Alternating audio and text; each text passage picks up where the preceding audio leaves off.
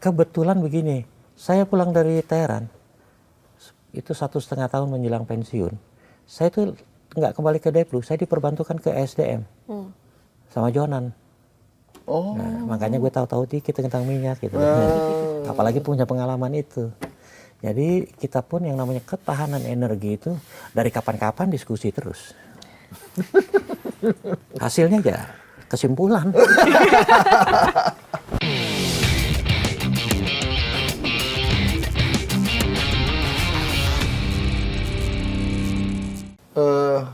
Sebenarnya buat publik mungkin agak dilematis juga nih.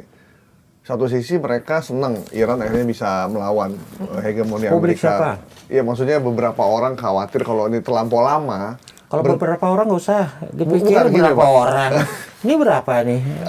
Maksudnya gini, mereka ingin perang selesai. Tapi kalau terlampau lama, satu sisi mereka senang Iran bisa melawan.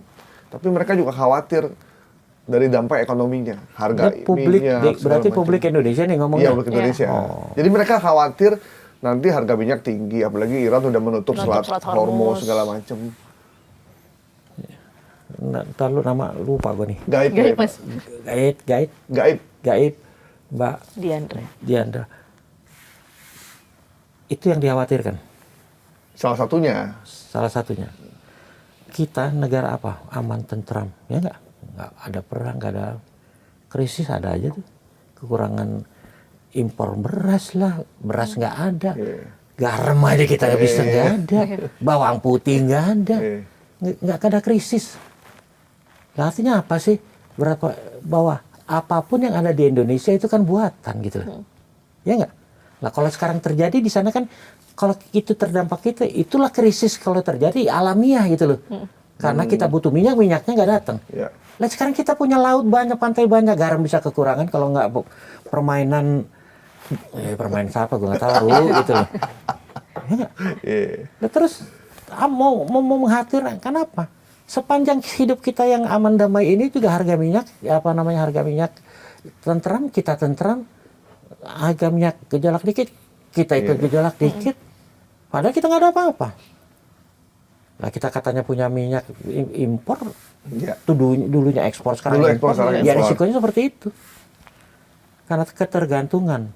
Nah, kelihatannya ketergantungan itulah yang dipelihara oleh namanya Trump itu. Terutama dengan perjanjian terakhir itu. Yang kita begitu saja ngasih 10 dapat 1 gitu loh. Jadi sebenarnya kembali kalau kekhawatiran, ya nggak ada apa-apa aja krisis. Mestinya ada krisis ya udah harus lebih siap dong gitu loh. Kecuali kalau kita tentram, nggak ada apa, nggak pernah krisis, nggak pernah gejolak, ada krisis kaget. Lagi nggak ada apa-apa aja kaget terus. Lu kalau ada kaget beneran ya kita juga lebih kaget beneran juga. Nah, kata Menteri SDM kan cadangan minyak kita cuma untuk 21 hari, Pak, tanggapannya. Kalau Jepang 245 hari. Kita cuma 21 hari, Pak. Ini gue boleh cerita nih, ini seru nih. Ketika gue di sana, salah satu tugasnya itu adalah TTI, Trade Tourism Investment. Trade dalam hal ini nih, migas segala macam. Investment juga dalam konteks migas sangat kental. Jadi gue mengusahakan mendekati ke sana mencari peluang. Ya, tapi kan dalam kondisi sanksi, begitu gue dapet peluang di sininya yang takut. Contoh paling nyata, cadangan minyak ketika zaman itu, bahkan waktu gue di sana itu katanya 18 hari. Artinya apa sih? 18 hari supply mati, hari ke-19 kita selesai gitu kan. Kan kira-kira begitulah gambarannya. Presiden waktu itu menugaskan, coba dijajaki supaya ketahanan minyak kita, migas kita, paling nggak sebulan lah. Nggak muluk-muluk sebulan. 12 hari nambah. Datanglah pengusaha besar kita. Kami siap untuk menambah cadangan. Artinya kan menambah storage gitu loh. Kita akan bangun karena polusi waktu itu 18 hari ini storage-nya kebanyakan di barat. Timur kosong. Artinya belum ada. Jadi storage yang buat 12 hari itu akan dibuat di Makassar, di Sulawesi Selatan. Untuk ini kan harus ditenderkan pembangunan. Untuk tenderkan itu di syaratnya harus ada jaminan supaya nggak terputus ke situ. Itulah yang, wah kita mau beli minyak Iran, siap. Datang delegasi sana, gue ketemukan pengambil keputusannya, begitu presentasi, oke, jadi butuh crude oil. Oh, belum. Saya butuh investor untuk bikin storage. Kan nadanya udah lah. Nah, ilaha illallah. Apa enggak rada-rada gimana? Kirain tinggal kirim minyaknya Iya. doang. Pak. Iya. Ternyata nyari investor dulu. Nih, gue jadi malu. Udah. Oh, kalau Pak Duta Besar katanya bilang ke saya, menterinya tuh, gimana gua nggak malu? Katanya Pak Duta Besar delegasi ini mau beli minyak. Rupanya investasi, itu kan dua hal yang jauh beda. Iya. Kan ya. Ya kalau kita bilang jauh bedanya gitu loh.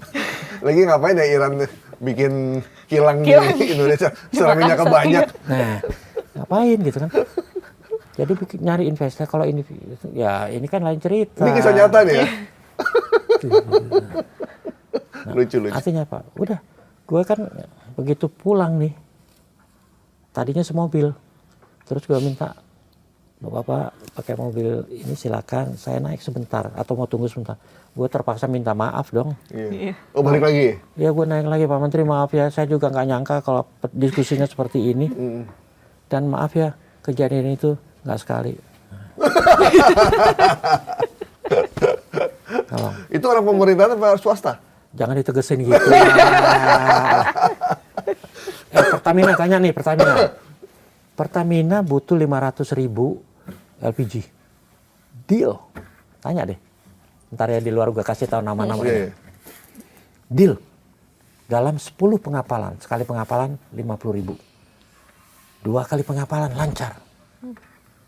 Ketiga, nggak ada kabar. Kita nggak bisa terusin. Ditegur Amerika, takut, berhenti.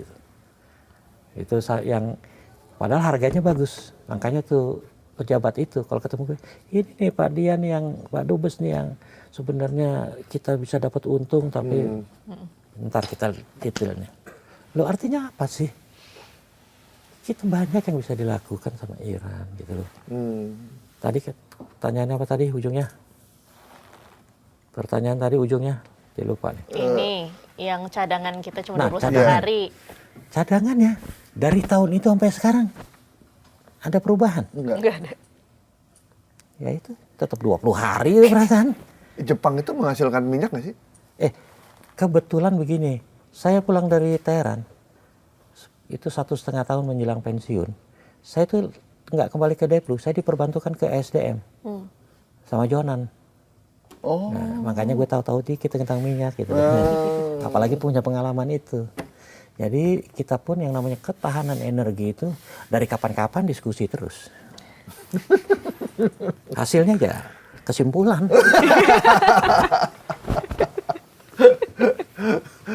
Jadi apa yang terjadi sekarang ya hasil dari apa yang kita kerjakan di masa lalu ya Pak ya? Ya begitu kira-kira. Karena kita tidak pernah mau belajar. Padahal kalau mau belajar, ini satu boleh, masih ada waktu. Masih Masih Pak. silakan, Pak. Masih. Nih, pahlawan. Oh, barusan belakangan kita kan sejumlah tokoh terima Mahaputra. Iya. Kan banyak yang mempertanyakan Iya, kan, si itu kok dapat? Iya. Apa prestasinya? Iya. Apa kontribusinya buat negara? Di Iran yang namanya penghargaan terhadap pahlawan itu sangat luar biasa. Mau cerita lagi? Boleh. Silakan, Pak. Saya datang ke sana kaget begitu tugas di sana karena ini kedutaan kita, ini jalanan, trotoar, ini jalan raya seberang sana, jalur hijau seberang sana lagi. Ini pintu masuk, di sini di trotoar ada toko bunga loh, kios bunga, karena di sebelah situ ada rumah sakit. Iya. Jadi orang kalau mau ke rumah sakit beli bunga, bunga beli karangan apa tuh duka cita segala macam di sini di bawah. Ada toko buka. Ini gila depan duta besar, kedutaan Indonesia ada begini protes.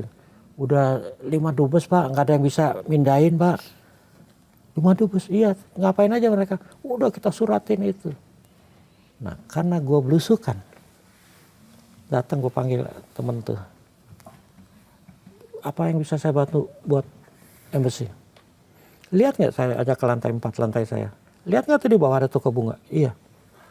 Lu udah, dia belum pernah ke Indonesia. Akhirnya saya ajak pernah. Di Indonesia, lihat tuh kedutaan. Mana ada kedutaan Indonesia atau di dunia, di depan ininya ada kios. Sialan bener gitu. Enggak ada yang bisa. Nah, ini nawarin, apa yang saya bisa lakukan? Ya lu pindahin tuh, sanggup gak? Jawabannya, ambasador, kalau dalam seminggu nggak minggat tuh orang, jangan anggap saya teman. 4 hari dipindahin ke situ seberangnya. Bersih tuh. Kenapa? Di trotoar itu ada kios. Kios itu punya pahlawan perang Iran-Irak yang cacat. Jadi orang-orang yang perang Iran cacat itu keluarga sama anak istrinya ditanggung. Anak-anak sampai universitas. Yang cacat boleh punya niat apa? Bisnis. Kalau dia modalnya kuat, memang keluarga kaya, ya mau di mana bikin izinin. Kalau yang tidak mampu, UKM boleh di tempat yang Dia suka. yang dia suka, yang sebenarnya nggak boleh.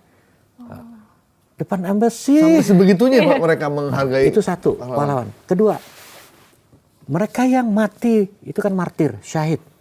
Itu fotonya kalau kita jalan protokol, jalan deh di tengah ada jalur hijau, ada tiang-tiang. Nah, kita kan sukanya ada iklan, ada segala macam. Itu wajah pahlawan yang mati di perang Irak.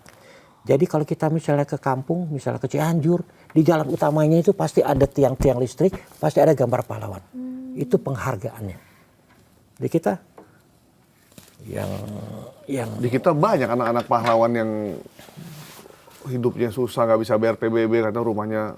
yang cacat dari timur juga keleleren banyak.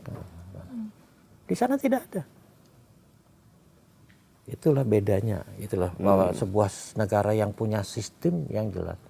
Ini yang nggak tahu ngapain mau putra. Oke. Pak, kalau misalnya dari saya terakhir, langkah Indonesia nih dalam dalam mengambil keputusan diplomatik di antara perang ini, apa yang mestinya dilakukan nih Pak? Ini ujungnya nih ya Pak, ya itulah cocok ya. Iya. Indonesia udah ngucapin bela sungkawa belum sih? Setahu saya belum. Setahu saya juga belum. Belum ya? sih. Yang sudah menyatakan antara lain MUI. Ini dari Presiden belum ya? Belum ya? Belum. Nah ini contoh ya. Tadi diplomasi Indonesia, tolong ingetin ya. Tapi saya mau cerita gini. Kadang-kadang kita tuh suka ini ya. Jadi dalam satu forum saya ditanya.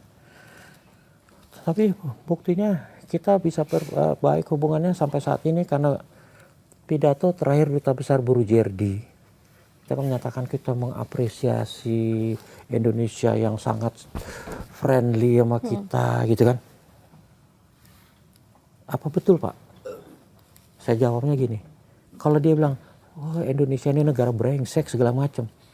Diusir itu pasti dubesnya. Ya pasti dia ngomong baik-baik dong. Nah itulah bahasa diplomasi. Nah sekarang penyelesaian diplomatik. Tadi udah saya singgung, kita nggak ada leverage segala macam. Mau Mbak Diandra mau ke Iran, mau jadi mediator, ya berangkat aja. Kok seperti gitu. Hal seperti itu di dunia diplomasi, apalagi internasional, ya nggak ada artinya. Itu mah buat konsumsi dalam negeri aja tuh, domestik heboh. Presiden kita siap segala macam. Kalau cuma siap, nenek saya juga siap untuk berangkat besok gitu kan. Cuman siap kok. Diminta enggak gitu loh. Loh sekarang kalau mau jujur lagi, diplomasi itu sejak peluru pertama pasti diplomasi bergerak. Karena sudah pasti kalau peluru pertama ada kedua, artinya meningkat. Nah untuk meningkat tidak meningkat terus, ya diplomasi harus berjalan. Nah sekarang siapa yang melakukan? Ya negara-negara teluk lah yang berkepentingan. Emang si Emirat, si Kuwait, si Arab Saudi ditembakin terus dia diam aja cuman balas. Dia juga pengen berhenti rakyatnya tuh. Rakyat Amerika, rakyat Timur Tengah, siapa yang mau ikut-ikutan perang. Udah hidup nyaman, gedung mewah, Iya, serba iya. mewah. Nggak ada yang mau. Nah, konstituen mereka itulah yang pasti akan menuntut Gimana cara jangan diserang Bukan, lagi? ya. bukan mereka apa tuh? Emir, nggak usah ikut-ikutan deh. Kita yang susah kan gitu tuh. Nah, pemerintah negara itu yang punya pangkalan, ya sekarang paling heboh, paling sibuk diplomasi. Negara-negara yang diminta membantu adalah negara-negara yang punya leverage tinggi, yaitu Mesir. Misalnya Turki, dia punya hubungan diplomatik. Itu lagi berperan. Nah, yang orang tidak memperhatikan bahwa PBB, Dewan Keamanan, itu juga sekarang bergerak. Dan sekarang mudah-mudahan, kalau resolusinya Amerika, harus berhentikan perang, kalau enggak kita tembak. Pasti diveto, kira-kira kan gitu. Iya. Iya. Nah, sekarang lagi diupayakan minimal gencatan senjata dulu deh. Sementara ini digalakan lagi perundingan segala macam. Buat saya peluang ini besar di DK. Kenapa? Cina sama Rusia sedang adem, makanya dia juga abstain di BOP, ya nggak? Perancis sama Inggris yang mitra kentalnya Amerika. Amerika. bukan Trump loh ya, Iya. karena perdana menterinya ternyata nggak cocok sama Trump, Iya, gitu iya, kan? Ya nggak? Iya.